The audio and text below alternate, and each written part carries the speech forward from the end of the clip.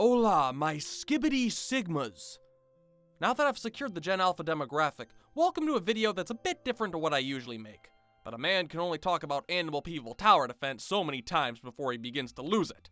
Begins to see jerboas in everyday life. MiSide is way better than I ever expected. Especially for a game made by two Russian dudes in a basement that looks like this. Now, I'm normally not one to judge a book by its cover. I mostly read on my phone. But I didn't come into MiSide expecting that much, and was subsequently blown away by this game.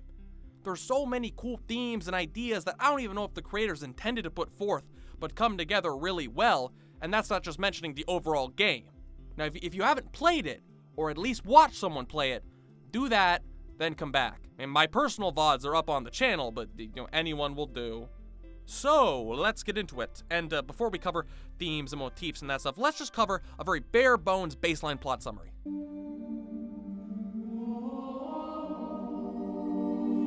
We are this guy. He's generally just called like player, but that could get confusing, so we're gonna call him McRussian for, MC, and I played the game in Russian. McRussian downloads a mysterious app where he has to help a very suspicious blue woman with simple tasks until one day she drops Rizal and realm warps our hero into the metaverse. Now McRussian must flip on 1992's best gaming setup by finding batteries to update himself into the correct version. And like updating to Windows 11, everything is perfectly fine and nothing is wrong. After collecting another set of batteries, we're finally actually in the game with our primary Meide, who gives us juice, drugs our chicken stir fry, gives us mysterious unmarked pills, and then worst of all, forces us to play a cheap Russian rip-off PS5. If you thought the real one had no games, this one has literally 2, and both are made with the grace of a middle schooler's first game jam. After absolutely annihilating Meide at Milk Punch-Out, you cannot penetrate my unbreakable defense. Come on, you cannot get through this. We start playing a wacky card game until our closet starts like pounding and shaking, and our blue boy wants to check it out. Our new friend tells us we shouldn't, and that these 4 rooms should be enough for us. This will come back later. As now the game gets real. Welcome to the real start of MiSide, which begins with a reference to me after watching the Rose Bowl. It's not looking good, Bev. It's not looking good. After making it past several horrors, we finally go through the closet to the basement where we meet Nice Meide. Yes, this naming scheme will continue. She gives us a ring and tells us to hide and follow it while Crazy Meide comes down to look for us. And if she finds us, well, she gives us the old Liverpool salutation. Upon escaping, things really open up, and this game proves to be more than what I expected. We enter the hallway from that one Squid Game scene, see this fucking simp loser, and find our way back to Kind Meide and Cool Meide, who has a hat and an inventory with every important everyday item. Rubber ducky, crowbar, hatchet, scissors, laser gun, masturbatory aid, and large hammer. They send us with the special ring on our quest through the versions to stop Crazy Meide from turning everyone who plays the app into cartridges. Like for games. We go through a cool PT-inspired segment with a bat, help Mini Meide forge a key, enter a dark room with a bunch of shy Meides where we're forced into Meide labor, building more Meides at the Meide factory. After contributing our labor to the glory of the Meide Workers Union, we go through a backrooms/pool rooms inspired area while a bunch of unskinned Meides chase us up to an oddly beautiful factory catwalk area, foggier than the original Silent Hill. From there, we move to a fucked up Meide, then to a sleepy Meide, to 2D Meide, up to Weeb Meide, who we assure will stop the crazy one. Really can't, that Meide can't do shit. She can't do shit.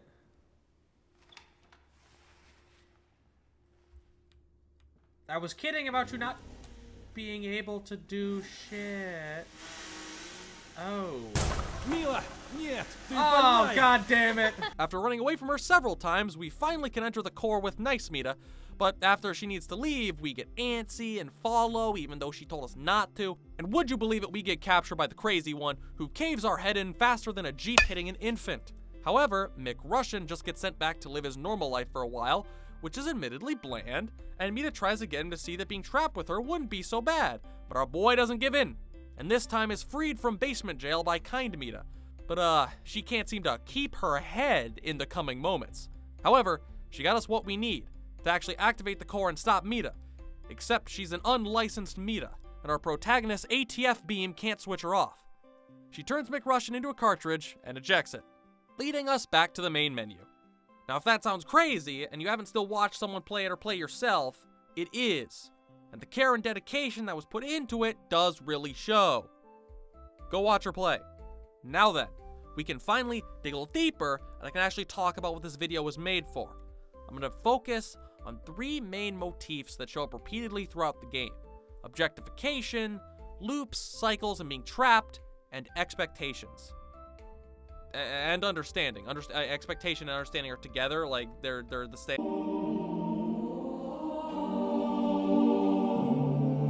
Objectification is kind of the name of the game in general in MiSide. The game has you playing a game, an object, drags you into the object world, where all the plot revolves around McRussian trying to avoid being turned into a game cartridge, an object. Even when you get the quote-unquote good ending, you end up stuck in the phone app as just an object. This whole idea is really what so much of the game runs through. The supposed crazy Meide is the one responsible for seemingly nearly all the player interactions in the world, and is for all intents and purposes a sentient entity within the game, capable of her own thoughts, wants, needs, and dreams, but that has been forced to repeatedly try and do something impossible in appealing to people from the outside world to stay in the game. Now, why is that? We'll get to that in a later section. Sit down. After a consistent failure, she takes matters into her own hands and decides to turn those players into objects, to turn the players into games. It's like some weird crossover of The Matrix and DDLC, where this Russian spyware entity turns people into shitty mobile games. Now, as much as it may seem like I'm gonna be a good politician and there's good people on both sides in this, main Meide is 100% in the wrong for this. Objectifying others because it was done to you doesn't actually supersede multiple brutal executions. However, it helps to understand her perspective. I mean, we literally operate the fucking Meide machine and just start popping out more Meides like the world's horniest Ford factory. Each new Meide is kind of put in the same position. Hopefully they're programmed to be properly satisfied with it, because if not, we've just created another Hello Kitty girl. The chase sequences with the Weeping Angel crash dummy Meides is another example of this theme, and the only segment where we got a bunch of different enemies chasing us is this one. They're indistinct from each other. They're all just objects pushing us forward. Hell, we see them stacked up from the abyss outside the Blue Woman factory. They're packaged like units that have finished manufacture. Finally, before we get Louisville sluggered by Meide, she asks us if this nightmare fuel Meide is cute, like making the point that McRussian probably wouldn't have even played, let alone gotten to see Cappie's magic wand and the fucking Doom parody in this world, if this virtual doll he was playing with wasn't attractive in the first place. And the game knows all of this, that essentially, despite being a sentient entity, Crazy Meide is basically just treated by the players at large as a virtual dress-up doll to waste time with. But it still does show that she's in the wrong. Like at the end of our 999th day of McRussian's week back home.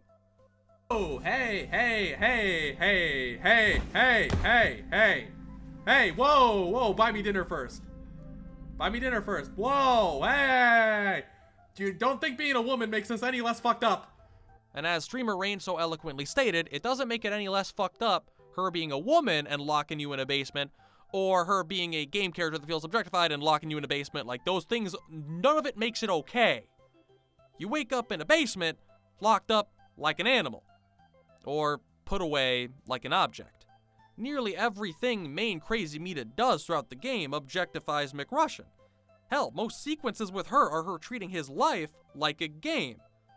Because that's how she's always felt. However, the brilliance of this is that this whole MO of turning players into cartridges, then spreading the app through them, leaves her in a constant cycle. It leaves her trapped.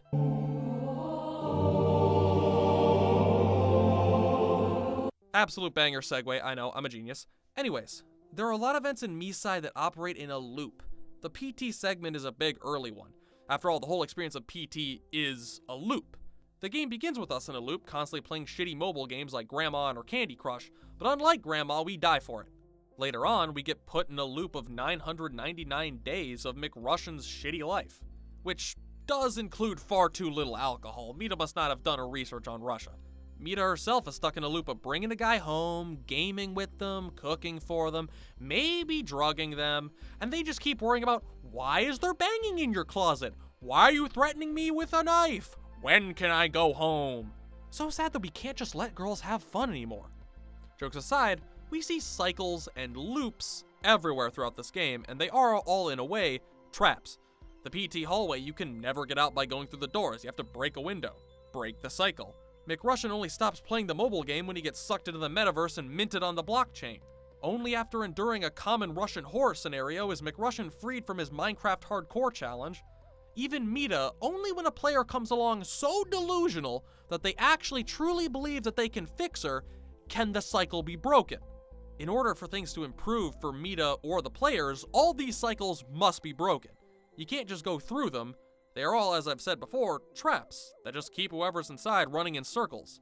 Now, we've been saying cycles more than the Tour de France, but what about traps? Are they just what the loops function as? No.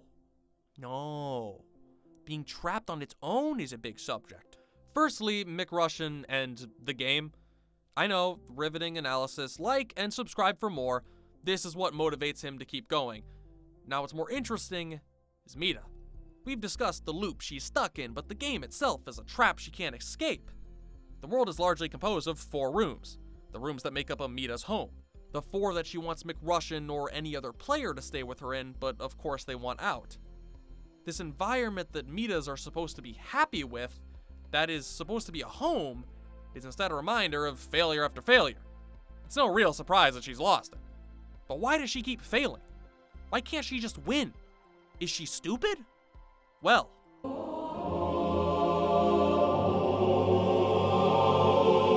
Meide fundamentally doesn't comprehend the player's situation, and they fundamentally don't understand hers. She's a game character, and McRussian is, well, a game character, but in the context of the game, he's a real dude. He's got a whole life and history in a giant world that Meide could never comprehend. It's like a rural farmer in Idaho who's never been out of whatever corn syrup eating small town with a lower body count than a Miami sorority sister he came from, meeting some rich ass mofucker who's traveled the whole world and fucked around in every continent. Like, yeah, their farm may be enough for them, but Mr. Worldwide over here isn't going to be so satisfied. Meide's request to stay with her is unreasonable. The players have lives and an entire world outside of the game. To take them from that experience, without even asking them, then demanding them to stay, is ridiculous. However, Meide doesn't understand that. From what she sees, people like our Blue Boy Wonder are stuck in their own game of sorts, living large chunks of their life within possibly even 4 walls as opposed to 4 rooms, but that's also their choice. And McRussian does leave his room, and he can when he wants to. He has choice.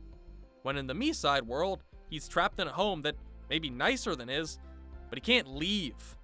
When you had a whole world to explore, why would you be satisfied with one small house when that isn't even all that can be given? There are tons of unique rooms and areas within the Meideverse. Why, when she can leave and go elsewhere, should players be satisfied with just 4 rooms? It feels like this thought process is reflective of the fundamental divide between Meide and the players. Meide and her small world is a small part of the players' lives, while their interactions and their relationships are everything to her. The players may even enjoy their time in the game, but they'll want out.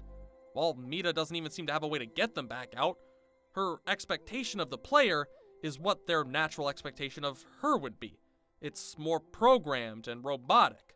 Check enough boxes and why would they want to leave? Whereas the player's expectation of her is fundamentally more human, and they may get along with her, but they're likely to be weary, they might look to connect on a deeper level, they might question the banging in her closet. The first time Meide gets all sussy with the player is when we hear the knocking from the wardrobe, which is completely reasonable. However, to Meide, it's just asinine noise that's led to another failure. And I mean, if you don't want to fail, stop putting people in your wardrobe, dickhead, but I digress. McRussian is well within reason to say, hey, let me open your wardrobe, I hear fucking banging inside. That is incredibly strange.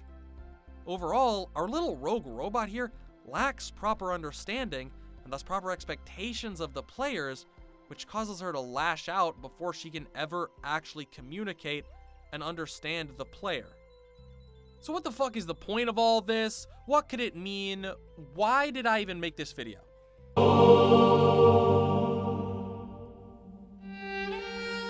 Firstly, I should probably say that this is all conclusions I've drawn and my dumbass could be way off. But with these in mind, Meide is a surprisingly interesting and deep character. MiSide deals heavily with themes of objectification, and it has had clear negative effects on Meide, and thus the players as well, who are turned into literal objects by her. This whole process has created a cycle that she and the players are all trapped within, and it's doomed to repeat the more Meide doubles down on her unreasonable expectation of players. I think all of this can be best illustrated by my favorite scene in the game, the foggy catwalks. Now, despite bearing shocking similarity to exploring the Aurora, there is actually no danger in this segment. Certainly not from big blue and red fish. There's our favorite crazy blue and red woman, who does nothing much as we solve lengthy puzzles until dropping a fridge next to McRushin as he turns away from the final one, and yet she seems different. Unlike every time we see her, she isn't trying to kill us, another Meide, even really being aggressive. She seems nonchalant, even a touch concerned before throwing out one forced villain line, taking break a leg literally, before just kind of standing there, leaning over the railing, watching McRushin head into the fog. This scene is what made me want to think more about this game, and in the end, I think out here she feels free. No walls, no rooms, nothing to remind her of the game, just the moon, the wind, and a player. Not a cartridge, but a person. If there was any time for the forgotten member of the Blue Man group to get through to her, it would probably be now. But reasonably after the factory, PT hallway, and hearing that she absolutely styled on Cappie, he isn't in a consoling mood. Funnily enough, these themes actually make peaceful mode kind of a sensible continuation. Meide clearly wants love and stop all the slicing and dicing, but she has no clue how. Now, she may not deserve a happy ending, given that she's been turning people into Bitcoin, but it is the most logical next step in her story.